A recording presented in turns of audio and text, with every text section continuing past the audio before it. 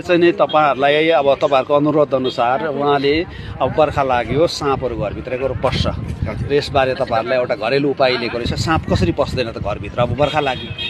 के छ यसको अचुक उपाय? यो साँप घरभित्र अथवा आफ्नो आँगनमा झारजङ्गल हुन्छ, त्यो डल्लो पनि परिरहेर हुन्छ, त्यसले अब एट्याक पनि गर्छ मान्छेलाई, कुल्चिदियो त्यसलाई चलाइदियो भने।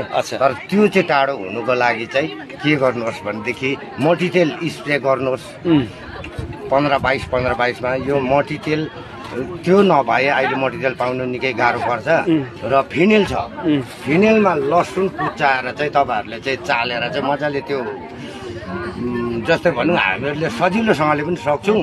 कस्तो भनेदेखि यो वाटर बोतल प्लास्टिकको हुन्छ नि, त्यसलाई चाहिँ छेड्नुहोस्, त्यो भरि पानी हालेर चाहिँ फिनेल र लसुन कुचाएर चाहिँ स्प्रे गरिदिनु। हजुर, स्प्रे जस्तो छिरछिर पारिदिनुहोस्। 15-22 मा तपाईहरुलाई कहिले पनि दुःख दिने छैन। यो जानकारी तपाईहरुलाई सर्पले है पक्कै आउँदैन। सर्प मुसा अब भनौँ न त्यहाँ भुइँमा हिँड्ने जन्तुहरू चाहिँ जति भन्छ, अब कालीमा कुराको पनि आयो, जुगा आउँछ, त्यसमा पनि आउँदैन। धन्यवाद किराँतजी, धन्यवाद।